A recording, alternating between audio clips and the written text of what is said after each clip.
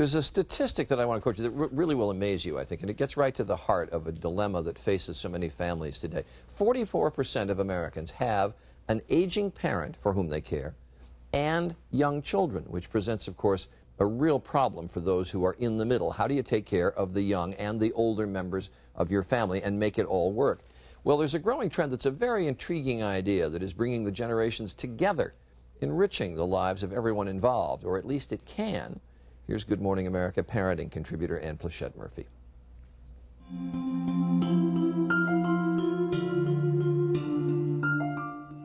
One Generation Daycare in Van Nuys, California is being heralded as a model solution and creative approach to a growing problem. How to find quality daycare for the elderly and for young children. Their answer? Bring the generations together. Good news for Janet Winslow, whose husband Bob has Alzheimer's.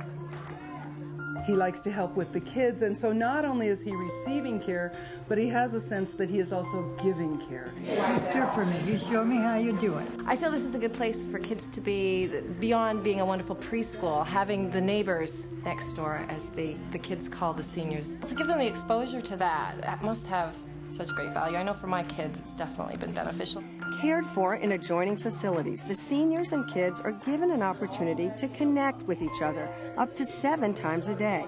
Supervised by trained caregivers, they share a variety of activities geared especially to their age and abilities, like singing, dancing, and reading. I've always been a real sucker for little kids. And I get excited when I see they do something new. You know, it's just like they're mine. One Generation cares for kids ages 6 weeks to 6 years and provides day services for elders with a range of disabilities, from minor memory loss to Parkinson's. It used to be where families lived together in a house. You'd see 2, 3, sometimes 4 generations. And that's just not the case anymore. And this younger generation is really missing something. And this program is giving that back to them.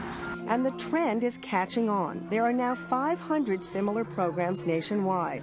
Intergenerational care may significantly boost children's social skills. In a new study, preschoolers who had regular contact with seniors were 11 months ahead of kids in standard daycare in their ability to name emotions, work cooperatively, and participate in social activities.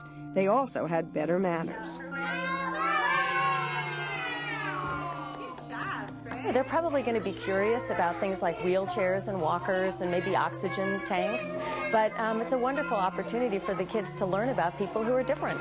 Having this relationship with the seniors here, when we go up to see my grandmother, she's not afraid. I think it just makes her a better person, too, to see people with differences. But it's something that really enriches life, that makes it, that gives him purpose and hope and interaction. Annie is here in our studio. This is a terrific idea. It is a great idea. But not without some things that you have to worry about. For instance, if you're thinking about having your parent, your older parent, in something like this, what considerations? Well, it's very important that their time with the kids is optional. You know, not all older people want to be around young children, so it should be voluntary.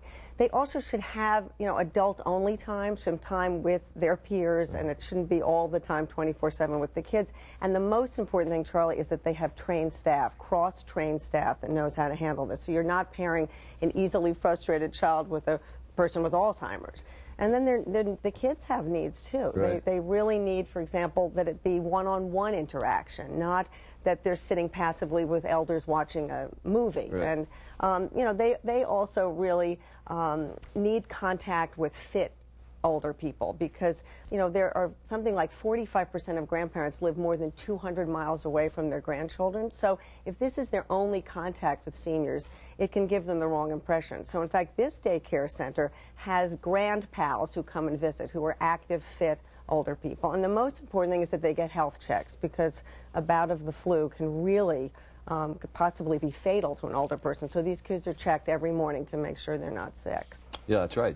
Older people can pass on diseases to the young kids, Yes. and vice versa. The kids Right, can to exactly. the older So people. they're vulnerable, but they, you know, as long as that's monitored, it's really 1 + 1 = 3.